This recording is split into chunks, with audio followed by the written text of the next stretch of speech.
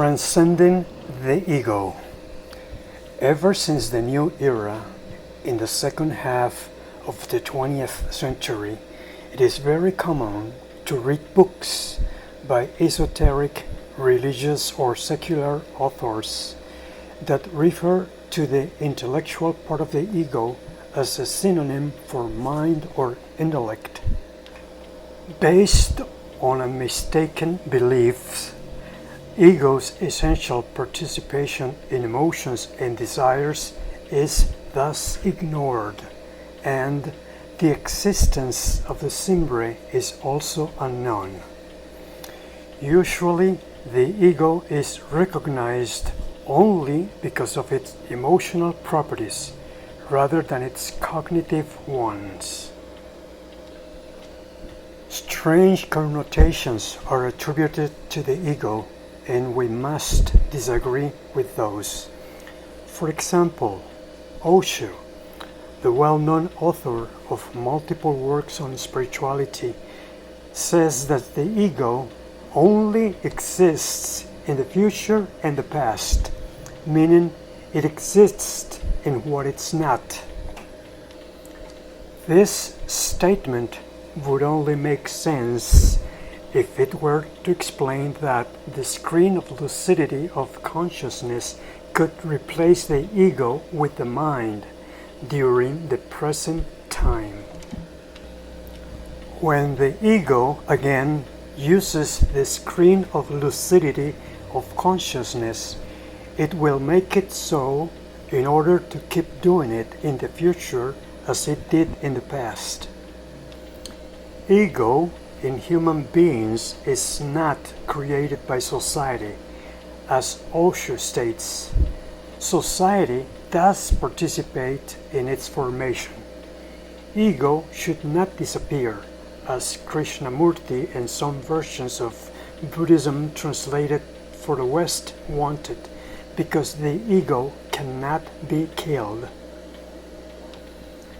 It is better to say that we must control, not kill, those excesses of the ego desires, which do more harm than good, individually and collectively, creating spiritual poverty. At the beginning of the 90s, under the editorship of Roger Walsh and Francis Vaughan, a group of distinguished thinkers, including Ken Wilber, Dalai Lama, Sri Aurobindo, Ram Dass, Charles Tart, Aldous Huxley, William James, Fritjof Capra, Daniel Goleman, Stanislav Grof, and Kenneth Ringt contributed an interesting book titled Paths Beyond Ego, making valuable contributions, but not to the extent that Spiritual Intelligence IES develops and offers.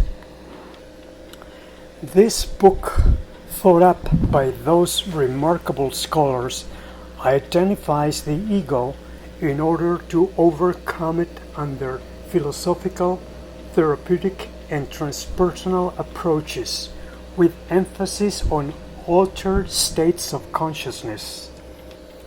Several concepts from the wisdom of the ancient East are retrieved without any mention of transcending the ego with the SIMBRE. There is no mention of a concept similar or equivalent to the ego SIMBRE system proposed by Spiritual Intelligence IES for the perfectible spiritual development and for overcoming spiritual poverty that affects today's society as a whole. The book The Shadow Effect by Deepak Chopra, Debbie Ford, and Marianne Williamson develops an interesting presentation of the shadow proposed by Carl Jung. It identifies its endemic dysfunctional behaviors and indicates that the higher self, or SIMBRE, of spiritual intelligence IES, is the only thing capable of overcoming the effects of the shadow by discovering it through its projections, by accepting it harmoniously, but it does not present major tools, and it highlights the luminous use of love to solve ego conflicts using meditation. Debbie Ford identifies, without further development, a dualistic self equivalent to the ego SIMBRE system and the unmasking of the shadow that spiritual intelligence IES develops by identifying the functional and the dysfunctional behavioral traces of the personality.